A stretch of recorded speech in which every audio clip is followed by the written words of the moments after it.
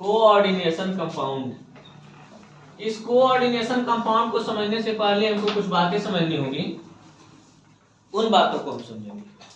और अगर वो बातें आपको समझ में आ जाएगी तो आपको समझ में आ जाएगा कि आखिर हम इसको पढ़ क्यों रहे हैं, यानी कोऑर्डिनेशन कंपाउंड को पढ़ने की जरूरत क्या है, पढ़ रही है। ठीक है, तो सबसे पहली बात हम लोग को पढ़ना है अकार्बनिक यौगिक के बारे में। अकार्बनिक यौगिक, इसके बाद हम लोग पढ़ने लगेंगे कार्बनिक यौगिक के बारे में। छोटा बड़ा होता है, होने दीजिए, क्या कर सकते हैं। ठीक है, अभी बड़ा लिखेंगे। ठीक है, तो हम लोग को यहाँ पर पढ़ना है अकार्बनिक यौगिक। और अकार्बनिक यौगिक को हम लोग सीखेंगे कि ये कितने प्रकार के होते हैं, क्या होते हैं। तब आपको समझ में आएगा कि अच्छा हम लोग उप सहसंयोजक यौगिक क्यों पढ़ रहे हैं। तो जो भी अकार्बनिक यौगिक होते हैं ये दो तरह के होते हैं। एक होता है साधारण लवण, एक जो होता है जिसको हम लोग कहते हैं साधारण लवण। ठीक है, और दूसरा वाला जो होता है इसको कहते हैं हम लोग योगात्मक लवण। योगात्मक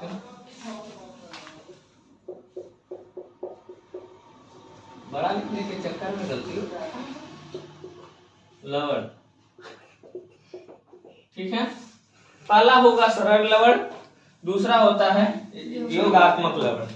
सरल लवण जो होता है नॉर्मल होता है, मतलब जैसे हम लोग नमक पढ़ते हैं NaCl वगैरह, ये सभी जो भी होते हैं इन सबको हम लोग सरल लवण में रखते हैं। मतलब सरल लवण में मतलब जिनको हम लोग जल में डालते हैं, पानी में डालते हैं और ये अपने आयनों में विघटित हो जाते हैं। विघटित तो सब होते हैं, अम्ल भी होते हैं, क्षार भी होते हैं, लवण भी होते हैं, लेकिन दोनों में मतलब तीनों में अंतर क्या होता है उसको थोड़ा समझ लेते हैं, आपको समझ में आएगा। फिर आपको समझ में आएगा कि हम इसे क्यों पढ़ रहे हैं और ये होता क्या है, तब आप अच्छे समझ में आ जाएगा। देखो, जब आप जलीय विलयन में डालते हैं, चाहे अम्ल को डालिए, चाहे क्षार को डालिए और चाहे लवण को डालिए, जब आप अम्ल को जलीय विलयन में डालते हैं तो आर्हेनियस के अकॉर्डिंग, आर्हेनियस ने जो भी हमको समीकरण दे रखा है उसके अनुसार जब हम अम्ल को उसके जलीय विलयन में डालते हैं तो जो अम्ल होते हैं हाइड्रोजन आयन देते हैं, यानी H+ आयन, और क्षार जो होते हैं हाइड्रोक्साइड आयन यानी OH- आयन देते हैं।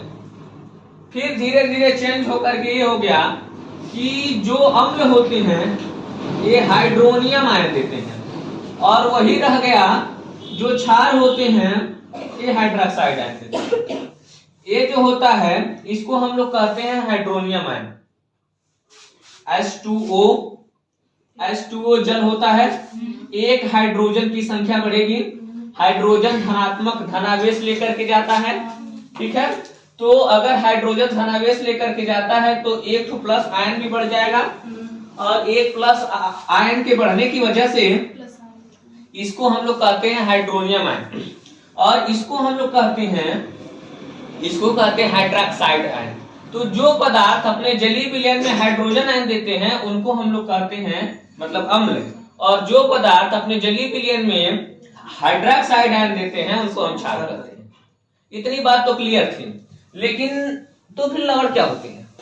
लवण भी अपने जलीय विलयन में डालने में टूट जाते हैं, लेकिन लवण ऐसे होते हैं कि अगर जनरल वे में हम लोग समझे, हालांकि लवण के बारे में हमको जानना नहीं है, लेकिन अगर हम लोग जनरल वे में समझें तो लवण ऐसे पदार्थ होते हैं जो अपने जलीय विलयन में अपने आयनों में विघटित हो जाते हैं, अर्थात उनके जो भी आयन होते हैं वो अपने आयनों में टूट जाते हैं। जैसे कि हम कहें, अगर आप इसको नमक को NaCl को जब आप जल में डालते हैं तो ये Na+ और Cl- के आयन में टूट जाता है। ठीक है, तो ये नॉर्मल वाले हो गए, साधारण वाले लवण हो गए। ठीक है, और ये सभी रखे जाते हैं नॉर्मली रूप से, जो छोटे छोटे होते हैं इनको रखे जाते हैं हम लोग साधारण लवण। ठीक है, ये सभी साधारण लवण। बाकी जो योगात्मक लवण होते हैं ये कई ठो लवण जुड़ करके, कई प्रकार के लवण जुड़ करके योग करके एक नया प्रकार का लवण बन चुका होता है। ये सिंपल है, साधारण लवण है, यानी एक ही लवण होगा। लवण मतलब नमक, एज अ प्रॉपर्टी ऑफ नमक।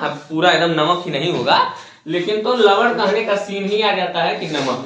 ठीक है, तो जो साधारण लवण होता है मतलब जो साधारण लवण है ये नॉर्मल रूप से केवल नमक की तरह से बिहेव करता है, नमक होता है। लेकिन जो योगात्मक लवण होता है ये कई सारे लवण जुड़ करके एक नया प्रकार का लवण बना लेते हैं, जिसको हम लोग कहते हैं योगात्मक लवण। ये भी दो तरह के होते हैं। कौन कौन से? एक होता है द्विक लवण, एक होता है द्विक लवण और दूसरा होता है संकुल लवण। और जो संकुल लवण होता है इसी संकुल लवण को हम लोग कहते हैं उपसहसंयोजक यौगिक। अभी हम इसके बारे में डिटेल से चलेंगे, धीरे धीरे पहुंच रहे हैं वहां पे। इस संकुल लवण को संकर लवण भी कहते हैं। ठीक, इसी संकुल लवण को जटिल लवण भी कहते हैं। इसके कई नाम है, क्योंकि हमको इसको एक विशेष रूप से पढ़ना है, विशेष हमको मतलब इसको पढ़ना है, इसलिए इसके सारी प्रॉपर्टी को जानना हमारे लिए जरूरी है। और सारे प्रॉपर्टी को जानने के लिए इसके जितने भी नाम होते हैं, जैसे एक व्यक्ति के कई सारे नाम हो सकते हैं, उसी तरीके से मतलब हमने क्या किया, सबसे पहले पढ़ा कि हमको पढ़ना उपसहसंयोजक यौगिक, उसमें पढ़ा अकार्बनिक यौगिक, साधारण लवण, फिर हमने पढ़ा कि योगात्मक लवण। साधारण लवण में हमने पढ़ा कि इसको क्या करते हैं, नॉर्मल मतलब जो अपने जली विलयन में विघटित हो जाता है, जो मतलब पानी में डालने पे अपने आयनों में टूट जाता है, उस प्रकार के लवण को हम लोग कहेंगे साधारण लवण। और जो पदार्थ जो लवण ऐसे होते हैं कि होते तो साधारण ही हैं, लेकिन कई सारे साधारण लवण जुड़ करके, योगात्मक नाम ही से आपको पता चल रहा होगा ना कि जुड़ रहा है, तो कई सारे साधारण लवण आपस में जुड़ करके, आपस में योग करके एक नया प्रकार का लवण बना लेते हैं, इनको हम लोग कहते हैं योगात्मक लवण। योगात्मक लवण फिर हमने बताया कि दो तरह के होते हैं। पहला जो होगा उसको हम लोग कहेंगे द्विक लवण, और जो दूसरा होगा इसको हम लोग कहेंगे संकुल लवण, संकर लवण, जटिल लवण या उपसहसंयोजक। ठीक है, इतना क्लियर हुआ। अब हम समझते हैं कि द्विक लवण कौन से होते हैं, फिर हम इसके बारे में तुमको पूरा चैप्टर पढ़ना है। ठीक है, तो हम लोग सबसे पहला टॉपिक हम लोग समझेंगे कि द्विक लवण क्या होते हैं। ऐसे लवण, अभी मैंने बताया, ऐसे लवण जो साधारण लवणों के योग से मिलकर के बने होते हैं, दो या दो से अधिक पदार्थों के योग से बने होते हैं, जिनको जल में डालने पर पुनः अपने आयनों में टूट जाते हैं। ठीक है, ये दो या दो से अधिक लवण के योग से मिलकर के बना होता है, जैसे हमने योगात्मक की ही परिभाषा में बताया। और अगर हमने इसकी परिभाषा में बता रखा है तो योगात्मक मतलब दोनों में मतलब दो या दो से अधिक लवण जुड़े ही होंगे ना, तो दो या दो से अधिक लवणों के योग से ये बन गया योगात्मक लवण। तो जैसी प्रॉपर्टी ये शो करेगा, अगर ये उसी का प्रकार है तो ये भी तो वही प्रॉपर्टी शो करेगा ना। इसका एक अलग नाम होता है जिसको हम लोग कहते हैं द्विलवण। ठीक है, इसको द्विक भी कहते हैं कि ऐसे दो या दो से अधिक लवण जो आपस में जुड़ करके नया प्रकार का लवण बनाते हैं, उनको हम लोग कहते हैं योगात्मक लवण। और सेम प्रॉपर्टी ये भी दिखाता है द्विक लवण, लेकिन द्विक लवण और संकुल लवण दोनों में एक ही अंतर है, अंतर अभी हम बताएंगे, लेकिन दोनों में सबसे जो वीआईपी वाला अंतर है कि द्विक लवण को जब हम जलीय विलयन में डालते हैं तो फिर से अपने आयनों में टूट जाता है, जबकि संकुल लवण को जब हम लोग उसके जलीय विलयन में डालते हैं तो वो अपने आयनों में टूटता तो है, परंतु एक विशेष प्रकार का जटिल आयनों में भी टूट जाता है। साधारण लवण में टूटता है, साधारण आयन में टूटता है, लेकिन जटिल आयन मतलब कुछ ग्रुप कॉम्बिनेशन ऑफ लवणों के ग्रुप में भी वो टूट जाता है। अभी हम एग्जांपल देखेंगे। आइए सबसे पहले हम इसके एग्जांपल के बारे में बात कर लेते हैं। द्विक लवण जो होता है, यानी जो द्विलवण होता है, द्विलवण का कैसा एग्जांपल होता है? फिटकिरी देखे हैं, फिटकिरी, हाँ क्या होता है? K2SO4 Al2SO4 का चौबीस 24H2O। बहुत बढ़िया है, फिटकरी फार्मूला सबको याद होता है। इसको हम लोग क्या बोलते हैं? Potassium aluminium sulphate. फिटकरी का जो नाम होता है, हम लोग इसमें ये सभी प्रकार के जितने प्रकार के लवण होंगे ना, सबका IUPAC नेमिंग पढ़ेंगे, और IUPAC नेमिंग की वजह से हम लोग इसका नाम बनाना सीख जाएंगे। मतलब हमको नाम नहीं याद रखना पड़ेगा, बस कुछ कुछ तत्वों का याद रखिए। अभी शुरुआती दौर है, अभी जो भी तत्व हम आपको बताएंगे उसको आपको याद रखना पड़ेगा, लेकिन थोड़े समय बाद आपको याद नहीं रखना पड़ेगा, ठीक है? आइए, तो पहला ये जो हमारे पास फिटकरी है। अब जब आप फिटकरी को पानी में डाल देते हो तो क्या होता है? टूट जाता है और अपने आयनों में टूट करके पूरी तरीके से इस तरह से उसमें मिश्रित हो जाता है कि आपको पता नहीं चलता है। SO4 पे 2 माइनस है, इसका मतलब ये K2 पर 2 प्लस होगा। अरे ऐसे देखो यार, पहला है ना, 1 प्लस देगा, 1 प्लस देगा यानी 2 K है, तो यानी 2 K प्लस, और SO4 पर 2 माइनस। एल्यूमिनियम जानते हो एल्यूमिनियम की क्या प्रॉपर्टी होती है? एल्यूमिनियम 3 प्लस देता है। एल्यूमिनियम में 3 इलेक्ट्रॉन त्यागने की क्षमता होती है। एक इलेक्ट्रॉन त्यागेगा मैग्नीशियम बनेगा, दूसरा त्यागेगा सोडियम बनेगा, तीसरा त्यागेगा नियान बनेगा, तो 3 प्लस बनाता है। अब 2 अगर 3 प्लस वाले हैं तो फिर एक और 3 प्लस बना लेगा। सल्फेट आयन SO4 पर 2 minus, SO4 2 minus, SO4 2 minus, तब है ना कि 6 और 6 होने वाला है। हाई सर जी हयो टूटेगा। अरे को तोड़ने की क्या जरूरत, पानी में मिलाओगे तो पनीर मिल जाएगा। यानी ऐसे पदार्थ जो साधारण तत्वों से मिलकर के बने होते हैं, साधारण लवणों से मिलकर के बने होते हैं, और अपने जलीय विलयन में अपने आयनों में विघटित हो जाते हैं, टूट जाते हैं। इस तरह के जो पदार्थ होते हैं उनको हम लोग कहते हैं द्विक पदार्थ। अकेला हरी वाला है, जो साधारण वाला रहता है अकेला रहता है, एक ठो हम अकेले, यानी प्लस माइनस, वो साधारण वाला रहता है। ऐसा देख लो, कई ठो मिले सब जुड़ के बने हैं, तो कई मिले जब जुड़ के बने तो इसीलिए मतलब इसका नाम पड़ गया योगात्मक, और उसका एक अलग टाइप बन गया जिसको बोले द्विक लवण या द्विलवण, ठीक है? हम लोग पढ़े हैं उपसह संयोजक यौगिक, रिवाइज भी हो जाएगा। और थोड़ा सा एक चीज जो गलत हो गया हम लोगों से, मतलब वो चीज भी हम अपना सुधार लेंगे, दोनों काम हो जाएगा जल्दी जल्दी में।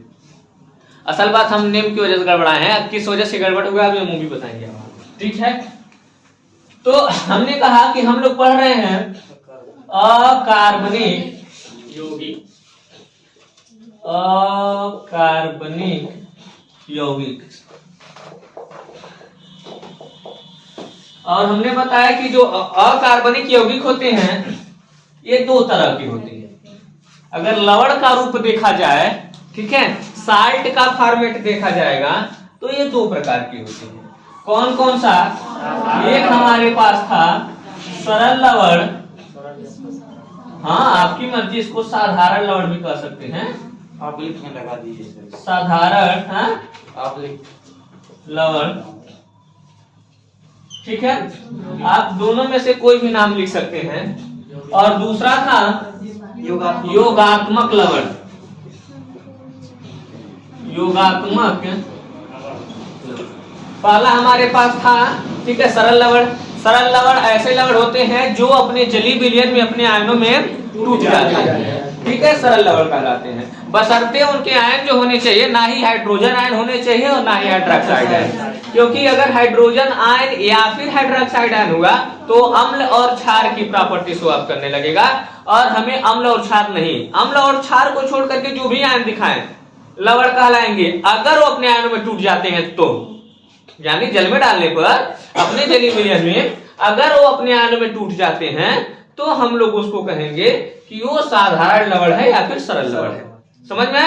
अकार्बनिक यौगिक हम लोग पढ़ रहे हैं, क्योंकि अभी अगले वाले में से ही सेकंड वाला मतलब अगले चैप्टर से सेकंड बुक चालू हो जाएगा और वहां पे हम कार्बनिक पढ़ना चालू कर देंगे। पूरा कार्बन कार्बन कार्बन, हर जगह कार्बन हो जाएगा।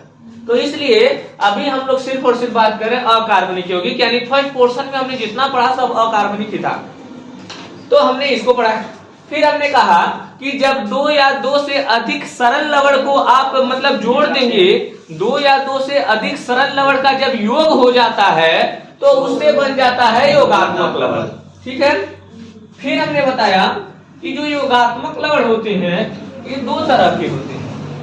पहला होता है जिसको हम लोग द्विलवण कहते हैं, द्विलवण। इसका एक और नाम कभी कभी कहते हैं द्विक्लवण।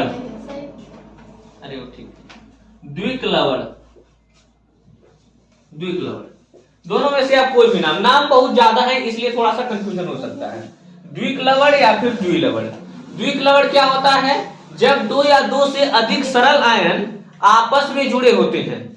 ठीक है, मतलब ऐसे लवण जिसमें दो या दो से अधिक सरल लवण जुड़ करके, मतलब कहेंगे ऐसे लवण जिसका निर्माण दो या दो से अधिक सरल लवण जुड़ करके करते हैं उसे द्विलवण या द्विक्लवण कहते हैं। जिसका निर्माण दो या दो से अधिक सरल लवण जुड़ करके करेंगे उसको हम लोग क्या कहेंगे? द्विलवण या द्विक्लवण। तो उसको तो सर हम योगात्मक भी कहते थे, लेकिन इनकी कुछ प्रॉपर्टी होने लगती है। प्रॉपर्टी क्या होती है कि जब इनको इनके जलीय विलयन में डाला जाता है तो ये अपने आयनों में टूट जाते हैं, और अगर ये अपने आयनों में टूटेंगे तो अपनी पहचान को खो देंगे। यानी ऐसे पदार्थ, ऐसे पदार्थ जो दो या दो से अधिक सरल लवणों से मिलकर के बने होते हैं उन्हें द्विक्लवण कहते हैं।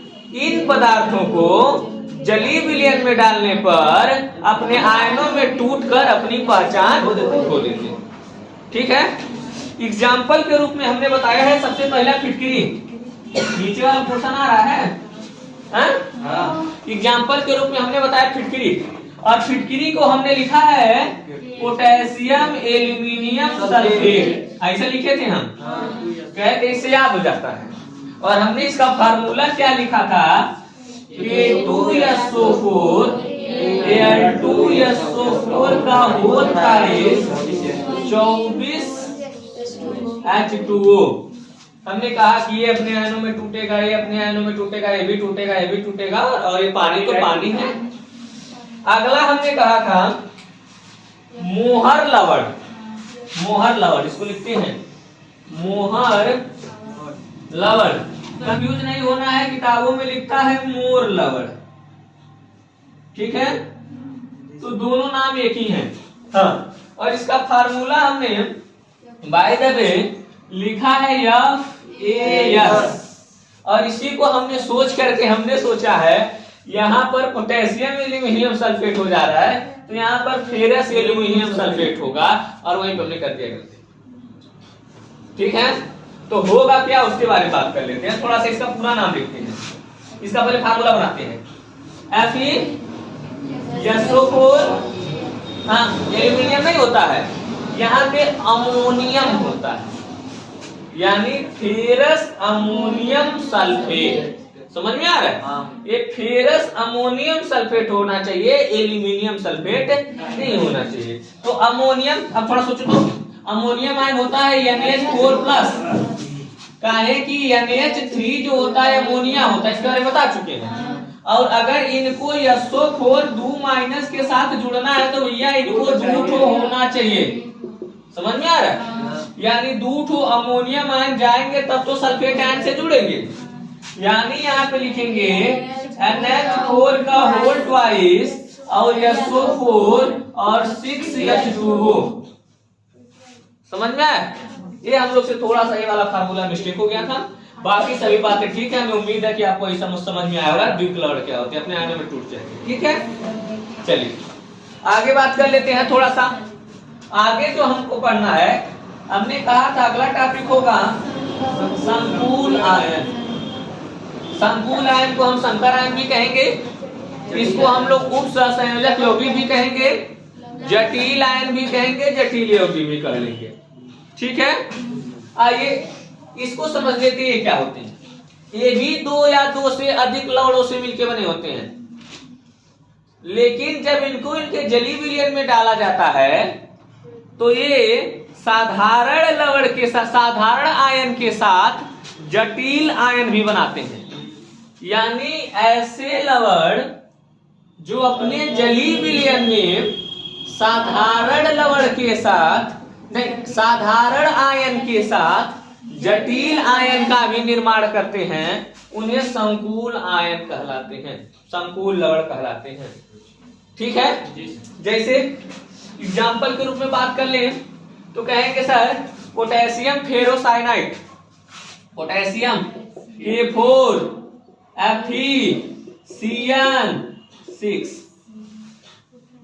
ठीक है, इसको हम लोग बोलते हैं पोटेशियम फेरोसाइनाइड। अगर आप इसको तोड़ने लगेंगे तो जानते हैं किसमें टूटता है, ये टूटता है 4K+ में, ये साधारण हो गया, और हाई एक साथ टूटता है, अलग अलग नहीं होता। जैसे इसमें K अलग होता था, SO4 अलग होता था, A अलग होता था ना, इसमें ऐसा नहीं होता है। इसमें उस तरीके से ना होकर के Fe और जो CN6 होता है इस पर सीधे सीधे -2 करने लगता है।